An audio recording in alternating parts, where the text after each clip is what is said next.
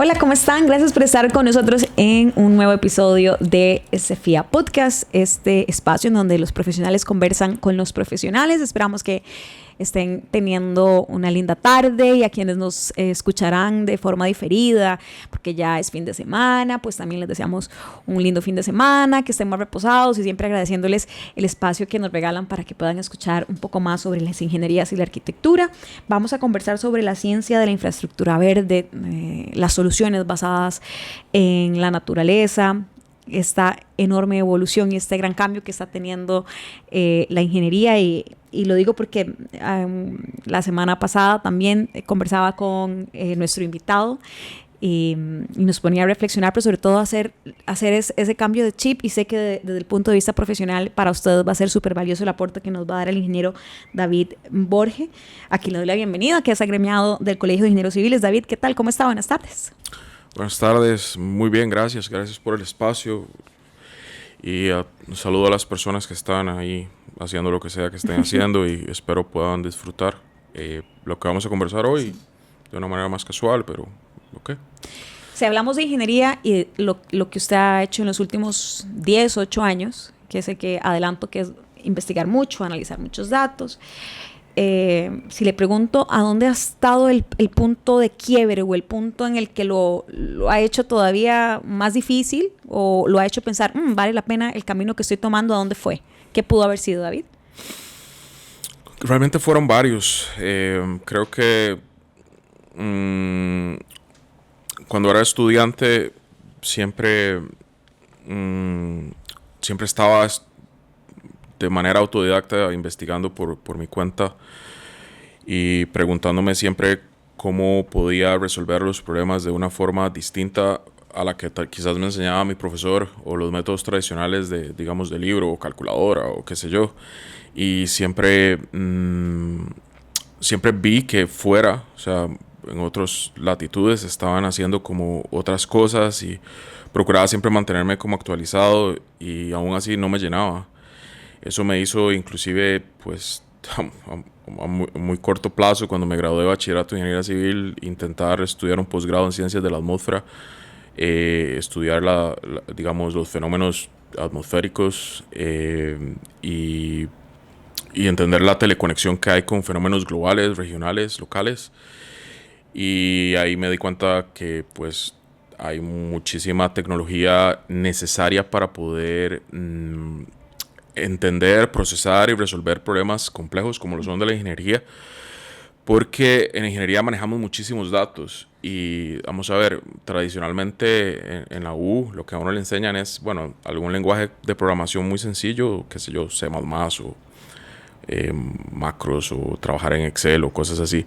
Pero ya cuando usted trabaja con millones de datos, usted necesita aprender otros lenguajes de programación. Entonces eso fue lo que también me hizo como investigar y aprender a programar, digamos, en lenguajes como Python, Java, para poder procesar esta información, sobre todo del clima, y luego correlacionarlo con suelo, y luego con estructuras, porque existen ecuaciones que hay interacción, digamos, por ejemplo, hay ecuaciones que es la interacción entre el suelo y el agua.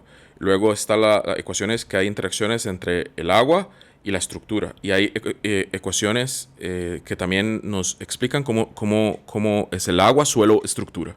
Entonces, en esos nodos de interacción es donde muchas veces no profundizamos y nos encontramos, digamos, fallos complejos. Ese fue, diría, uno de los chispazos, que fue ser autodidacta, investigar por mi cuenta. Casi que diría, suena muy feo, pero digamos, yo aprendí a desaprender, realmente. Desaprendí todo lo que sabía para poder meter mi información nueva, para poder estar, digamos, haciendo lo que hago hoy en día.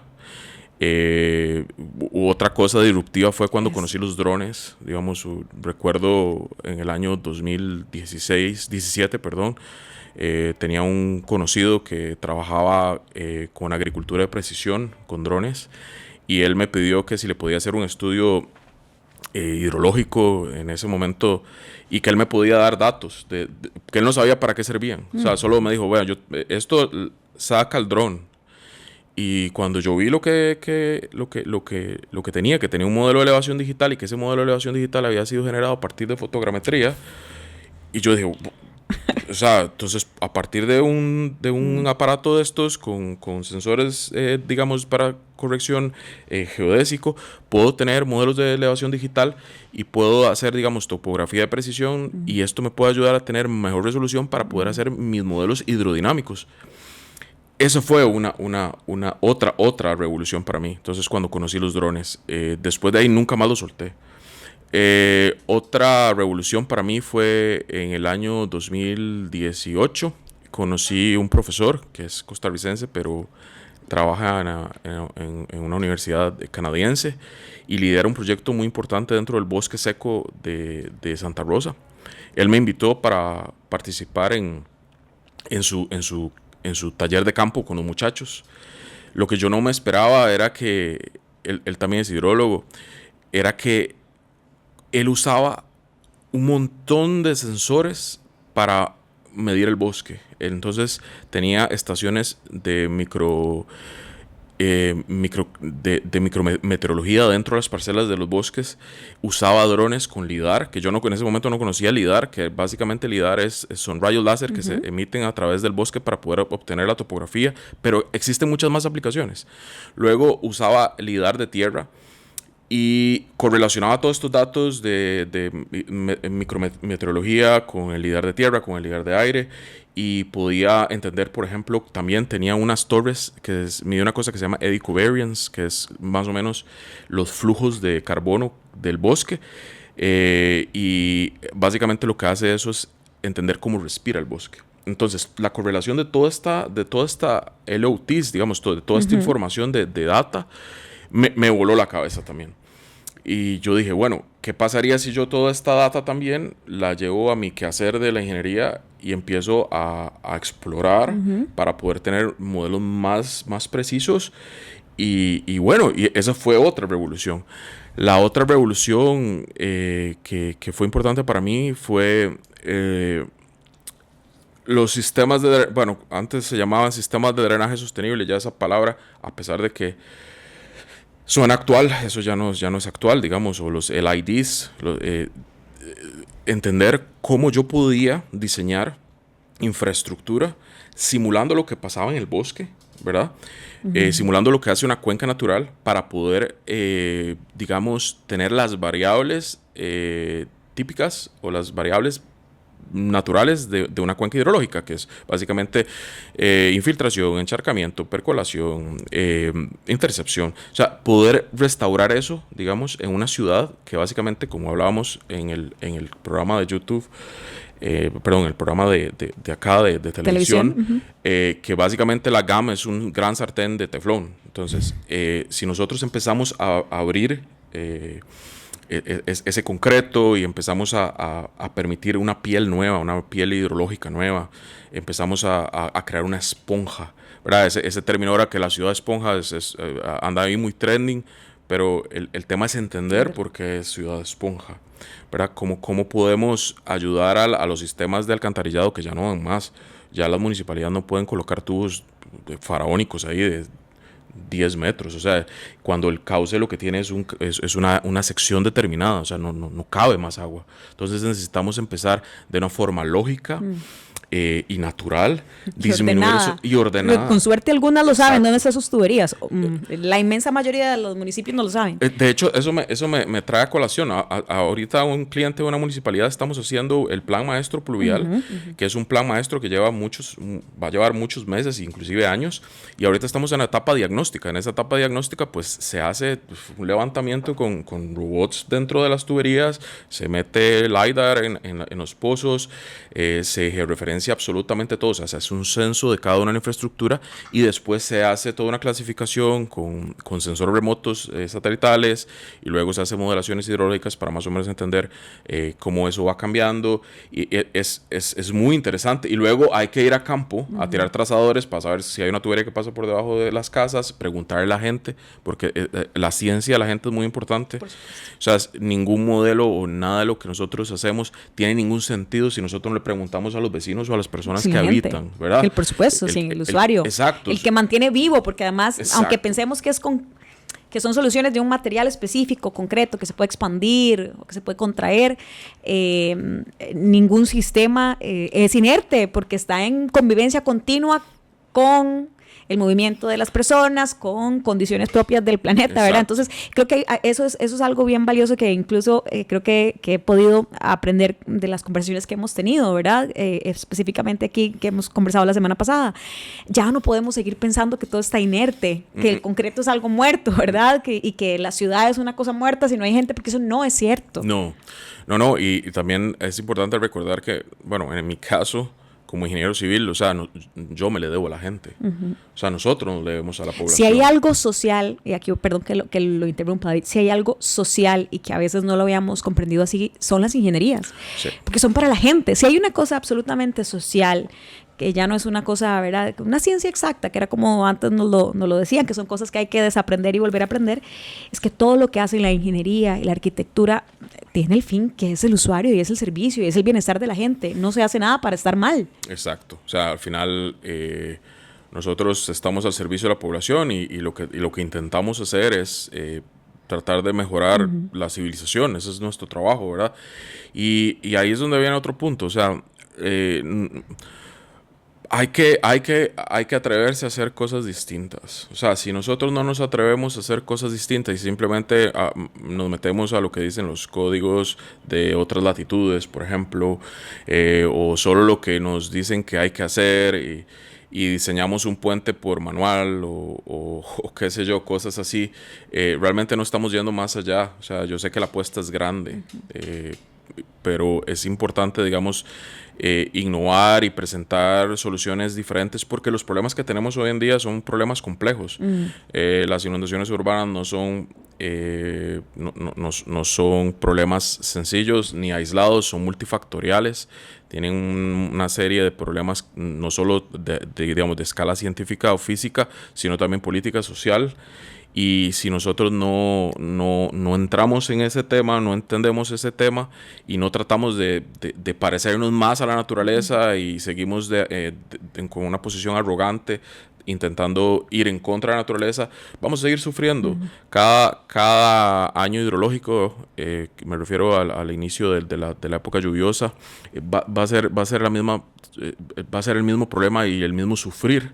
Entonces lo que yo he aprendido en todo este tiempo, por lo menos en mi experiencia, es que entre más me parezco, entre más se parecen mis diseños a lo que observo, digamos, en el bosque, mejor resuelven los problemas. Porque al final el principio básico de la ciencia es la observación. Y cuando nosotros dejamos de observar, pues frenamos.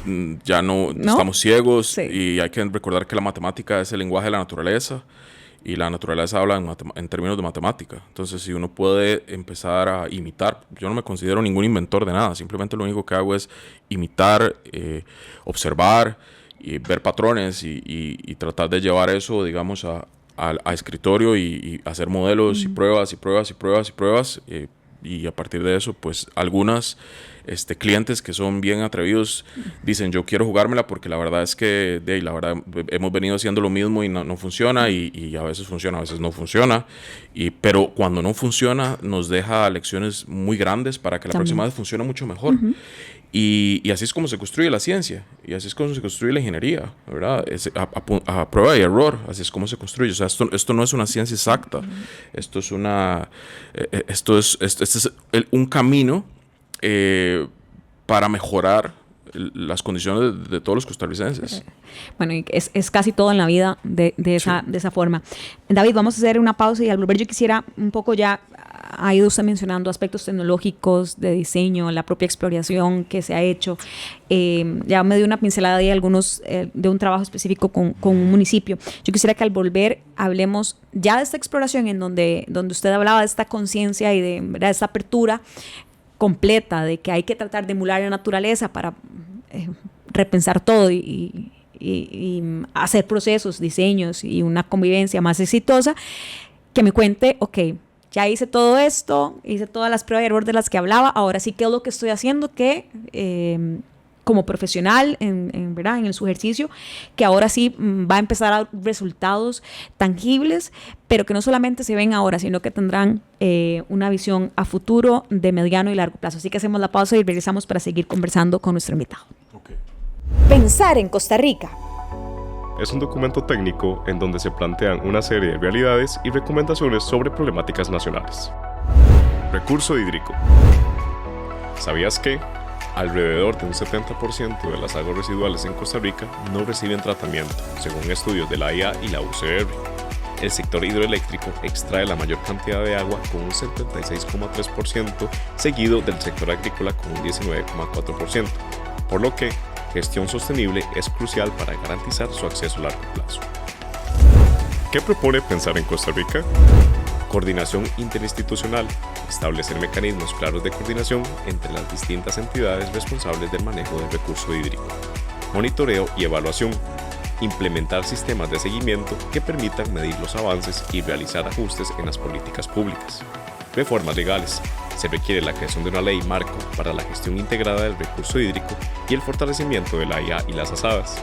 Simplificación de trámites y gestión eficiente de los proyectos de recurso hídrico. Es urgente simplificar trámites, fomentar asociaciones público-privadas, reducir los tiempos de ejecución de los proyectos, mejorar en la planificación estratégica, optimizar los recursos económicos y mejorar la inversión en infraestructura. Les invitamos a conocer el documento en www.cefia.br.cr y seguirnos en nuestras redes sociales. Gracias por estar con nosotros en Podcast CEFIA, en este episodio donde estamos conversando no solamente de ingeniería, sino de la necesidad de repensar, de reaprender, de desaprender, de explorar y del profundo respeto que tal vez hace un tiempo no le hemos tenido. Y esto es un comentario a título de ciudadano, ¿verdad? El no respeto que le hemos tenido a la naturaleza y esta sensación de que yo puedo invadir casi todo. Yo creo que hay demasiadas también películas animadas recientemente. Si no las han visto, les recomiendo, aprovecho esta la recomendación de la hora Hoppers, que está realmente bonita y es un poco el reflejo de esto. Castores científicos que tratan de imitar lo más posible el comportamiento de un animal y se llevan la enorme sorpresa de que han tenido que migrar y han tenido que cambiar sus comportamientos por el desarrollo de ciudades en donde no se pensó con ellos. Que no es una cosa aisladísima. Yo hace un tiempo aquí en el Colegio Federado de Ingenieros y Arquitectos, una profesional, no recuerdo de cuál colegio, nos hablaba de cómo las aves de la Ruta 32 debieron cambiar sus horas para sus cantos, pero además tuvieron que cambiar la forma en la que cantaban porque el ruido de la carretera los obligó a eso y tuvieron que adaptarse. Si ellos se adaptan, nosotros también, ¿verdad? No debería ser muchísimo menos. A irnos a la pausa, le preguntaba a David que en el proceso de exploración de esta ingeniería de ultrageneración, qué es lo que hemos hablado, qué es lo que ya está tangible, David, después de todo este proceso. Y sé que no se acaba el proceso de observación, de exploración para nuevas alternativas, no se acaba, pero ¿qué hay tangible ahora después de estos años? Bueno, realmente se ha construido bastante desde entonces. He tenido la suerte de, como le digo, de tener clientes, tanto públicos como privados, de que andan buscando eso, algo más. Uh-huh. Uno de esos pioneros es la Municipalidad de Belén. Uh-huh. La Municipalidad de Belén es una municipalidad extraordinaria. La verdad que siempre quieren ir a la vanguardia, quieren hacer cosas distintas y pues, para hacer cosas distintas pues hay que buscar gente que se salga un toque del molde. Que haga lo mismo. ¿Verdad? En Municipalidad de Belén hemos construido parques inundables que cuando los estudié por primera vez me parecieron increíbles. Ver videos de básicamente un río o una quebrada pequeña que se hacía dentro de un parque interno de un residencial. O sea, ver esos videos y ver la dimensión de cómo ese cuerpo que se generaba ahí adentro cruzaba propiedades y salía hasta calle principal y se generaban alturas de entre 7 a 8 centímetros de altura con velocidades importantes.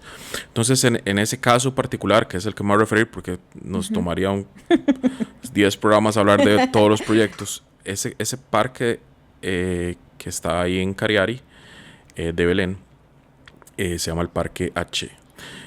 era un parque que presentaba problemas de inundación recurrentes de origen antropogénico, o sea, es decir, era la escorrentía misma que entraba al parque y se generaba el problema.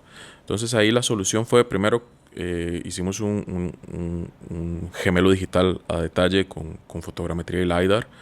Aún creo que ahí trabajamos como a 2 centímetros por píxel, es básicamente tener la maqueta digital del sitio. Y a partir de eso hicimos exploraciones geomecánicas, hicimos perforaciones, algunas SPTs y varias infiltraciones en varios puntos para entender, digamos, cómo era la matriz del suelo, qué tipo de suelo teníamos, cuál era la tasa de infiltración promedio. Luego estudiamos las estaciones meteorológicas hidrometeorológicas que estaban cerca. Realmente el problema que tienen las estaciones en Costa Rica es que la resolución es muy gruesa. Para mí no, digamos, es de 1 hora. A mí me importan los eventos que son menos de 1 hora. A mí me importan las tormentas de 20 minutos, de 30. Y bueno, entonces ahí lo que se hizo fue un proceso de generación de lluvia sintética, un hiatograma sintético para poder más o menos aproximar el comportamiento de una lluvia de 25 minutos, que es la que a mí me importa, que es la lluvia, digamos, típica, que se genera todas las tardes, que es una lluvia convectiva. Las lluvias convectivas en el trópico son las lluvias que generan los problemas, pues son de muy corta duración y mucha intensidad. Abundante, sí. Entonces, poco me importa. Ahí estamos saturadísimos, ahí en esos 20 minutos son cruciales. A mí poco me importa una lluvia de 1 hora para el tipo de diseño de infraestructura. A mí lo que me importa es que mi infraestructura tenga la capacidad de reaccionar a estas lluvias cortas. Entonces, en ese caso, pues hicimos una clasificación, sacamos, no recuerdo que para un periodo de 25 años, pero también, como hablábamos en el programa La Tele, utilizamos el modelo Clausius-Clapeyron, que es un modelo termodinámico donde nos explica que eventualmente, pues esto es físico, ¿no? O sea, esto no es un modelo ahí o sea, esto es simplemente física, que si la atmósfera se calienta, pues puede absorber más humedad. Entonces, por cada grado, más o menos va a absorber entre un 7, un 8, hasta un 9% en el trópico. Entonces, simulamos para un escenario de 2 grados, entonces anda por 18, 17, y eso lo que hace es aumentar la intensidad de la lluvia. Entonces ya tenemos ahí, digamos, un factor de seguridad, más o menos, por así decirlo. Modelamos con un modelo hidrodinámico de 2 dimensiones, de volúmenes finitos, y pudimos ver el fenómeno. Entonces, cuando vos ves el fenómeno que viste en videos y que te presentaron en tu modelo matemático, ya puedes hacer un match entre lo que te dice la ciencia de la gente, digamos, en lo que te dice la gente, más lo que vos estás calculando. Verificas alturas, verificas velocidades, y entonces en los sitios donde se veía la problemática, a partir de ese trazo se generó el diseño. Y lo que nosotros propusimos, si usted hoy va a visitar, o cualquiera de los oyentes va a visitar este parque, lo que se van a encontrar es un parque común y corriente lleno de paisajismo. Y van a decir, bueno, ¿qué hay? Pues por debajo de ese paisajismo hay una serie de infraestructuras diseñadas que logra controlar estos picos de escorrentía y que no tiene conexión al alcantarillado, está desconectado, y que logra fungir como una esponja. Entonces ya este sitio ya tiene 4 o 5 años de construido y pues no sale una gota, y el problema se acabó. Y de esos tenemos muchos casos, ¿verdad? También recuerdo que construimos un techo verde. El tema de los techos verdes es muy interesante. Yo de botánica y de plantas no sé nada. Lo que he intentado o intento aprender es cómo más o menos diseñarlos. ¿Para qué? Para que sean livianos. Entonces diseñamos uno para Belén que era sobre lata de zinc, que es la chapa de zinc, que es el típico techo que tenemos en Costa Rica. Normalmente, si usted lee literatura, se hace sobre concreto. Nosotros hicimos un parque público, ahí se puede ver, está en San Antonio, está en la Ribera, tiene ya 6 años de estar ahí, es un techo verde y abajo hay gimnasio, entonces está sobre lata de zinc. Y lo que hicimos fue muy sencillo, o sea, yo no sé nada de plantas, pero tomé la decisión de que la naturaleza tomara la decisión. Simplemente dejé tierra abonada ahí arriba y los pájaros por dispersión hicieron lo suyo, por supuesto. Y colocaron las semillas, los insectos, y luego nacieron unas plantas, luego otras, y luego otras, y ya por selección natural se quedaron las especies que eran. Entonces el parque subió al techo. Entonces hoy por hoy lo que hay es un techo verde en un espacio público sobre lata de zinc que pesa menos de 100 kilos. Eso es una cosa interesante. Entonces, así como esas cosas, también con un proyecto que se llama el Proyecto TEU, hicimos varias cosas interesantes. En Desamparados hicimos un parque que cortaba flujos de escorrentía, que generaba unas inundaciones, se generaron una serie de senderos que lograban cortar. O sea, los senderos fungían como tanques de retención pluvial y cortaban los flujos, pero a vista del usuario simplemente son senderos. Y así hicimos varias propuestas interesantes con este proyecto TEU también. Con la Municipalidad de San José hicimos los mapas de riesgo por inundación y deslizamientos del Tiribí, de el María Aguilar, y ahorita estamos justamente trabajando en el Torres. En este momento estamos haciendo las modelaciones. Entonces, en Belén hicimos también los mapas de riesgo de desastres, de inundación y de deslizamientos, y también generamos el de islas de calor. Entonces logramos hacer un procesamiento a partir de sensores remotos para identificar, digamos, por distrito cuáles eran las zonas que tenían mayor calor, y lo que hicimos fue, se preguntarán, pero que tiene que ver unas imágenes de satélite, y pues lo que hicimos fue usar digamos, el espectro amplio de la luz. Entonces, cuando nos vamos hacia bandas infrarrojas o más lejanas, rojo cercano, podemos transformar esa banda, digamos, la refractancia, la podemos transformar en temperatura. Digamos, a partir de una ecuación termodinámica podemos transformar la refractancia de los materiales en temperatura, utilizando un valor fijo digamos, del promedio de una estación o de varias estaciones, 30 años de datos, y con eso ya podemos ajustar la refractancia y saber dónde está más caliente o dónde no. Eso lo hicimos en San José, Belén, y ahorita estamos terminándolo para Escazú también. Y en Escazú estamos ahorita trabajando, de hecho, también los mapas de inundación y deslizamiento, y haciendo propuestas de soluciones basadas en la naturaleza para que sea más armonioso, más económico, porque vamos a ver, eso es lo que hablaba con vos en el programa pasado. O sea, esto no es antojadizo. O sea, hay un estándar internacional de la UICN que nos permite pasar por un tamiz de 8 indicadores para saber si lo que usted está proponiendo o lo que está proponiendo alguien es greenwashing o es solo, digamos, papaya verde, pura hablada. Entonces, cuando usted lo pasa por ese filtro de la UISN, que es muy, solo un maquillaje. Sí, los criterios, exacto. Los criterios de UISN son muy estrictos. Te habla de mantenimiento, te habla de impacto social, te habla sobre repercusiones verdaderas de los cálculos que hiciste, llevar el monitoreo en función del tiempo. O sea, es muy estricto. Yo estoy certificado por esto. Y me permite a todos los proyectos poder pasarlos por este tamiz y verificar si efectivamente es solo greenwashing y me ha pasado, a veces yo propongo una cosa, lo paso por el tamiz y me doy cuenta que no tiene el alcance y necesita más robustez. Entonces, ¿qué es lo importante de esto, Jessica? Es que los datos son poder, el conocimiento es poder. Lo que no se mide no existe. Lo que, digamos, si usted no le da a la gente la información, lo que no se comunica tampoco existe. Sí, lo que no se comunica existe. Claro. Nosotros pecamos de no hablar, digamos. Yo particularmente no me gusta mucho nada, pero sí me parece importante compartir, ¿verdad? Compartir con la gente y lo poquito que uno sabe, porque pues uno está empezando y hay muchas cosas todavía. Y hablando un poco sobre el futuro, ¿qué veo yo? Yo veo cosas nuevas. Claro, se me adelantó la pregunta, David. Ya le iba a decir eso porque a nosotros nos van a faltar muchos espacios para conversar, para ir cerrando ese episodio. Le iba a preguntar sobre desafíos, pero más que desafíos, en un minuto, David, ¿qué ve usted en el futuro? ¿Qué le puede decir a un colega especialmente? Yo creo que es momento a colegas en todo el espectro, a los más maduros del ejercicio profesional, a los que todavía están ahí, ¿verdad? En el proceso un poco más de adquirir experiencia, al que está en formación. ¿Qué le puedes decir en un minuto luego de lo que hemos conversado hoy? Yo he tenido la posibilidad o la bendición de viajar por casi todo el planeta. He estado en muchísimos lugares del mundo, remotos, y he visto muchas cosas.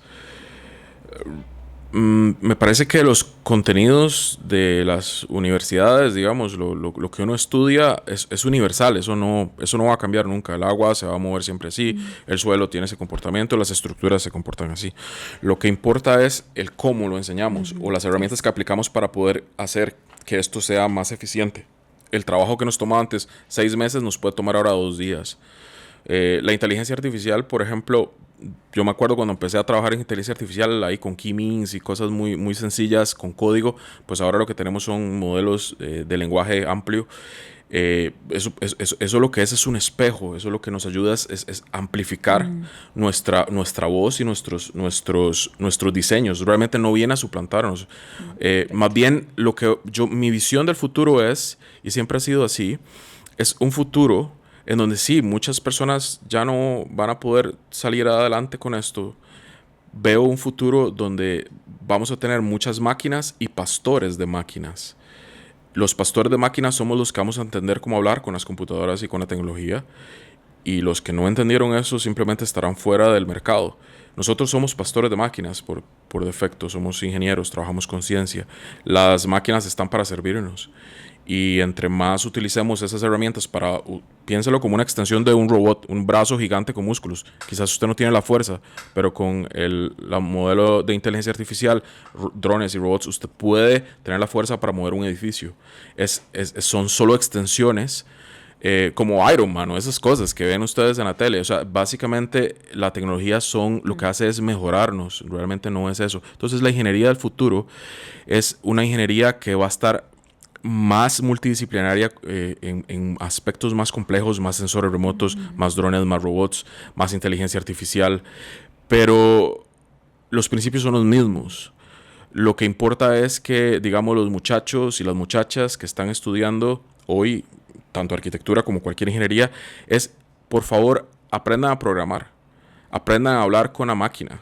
O sea, usted no puede no saber hablar el lenguaje de las máquinas. Usted necesita hablar el lenguaje de las máquinas. Si usted no habla el lenguaje de las máquinas, es analfabeto digital. Usted necesita saber crear código, entender código, por lo menos tener nociones básicas. Por favor, entienda sobre drones, no para tomar fotos y hacer TikToks. No, entienda qué puede hacer un dron. Entienda qué es fotogrametría, entienda qué son los sensores remotos. Por favor, estudie modelos de elementos finitos para poder hacer diseños de estructuras mejor. No estoy diciendo que esto lo resuelve, sino entienda cómo funciona.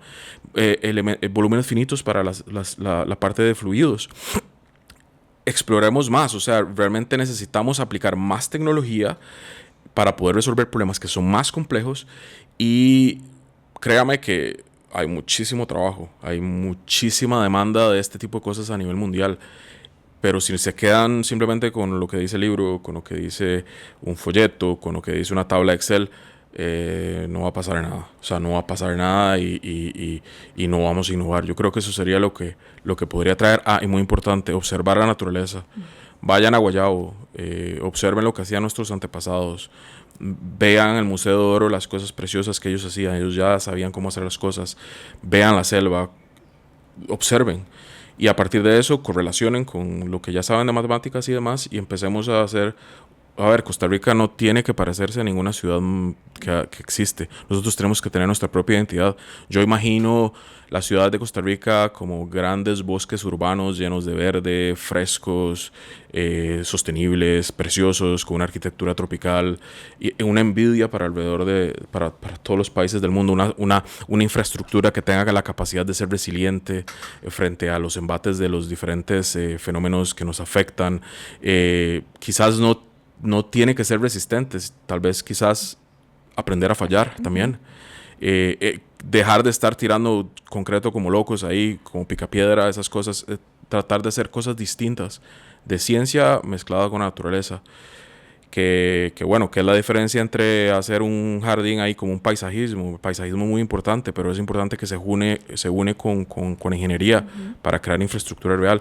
Creo que esas serían mis palabras para el futuro, para las personas que quieran ir más allá y que se quieren atrever y bueno, y creo que el colegio siempre está dispuesto a apoyar a las personas que quieren ir más allá. Más bien creo que hay un hambre, digamos, de más bien de quiénes vamos a liderar la nueva próxima revolución.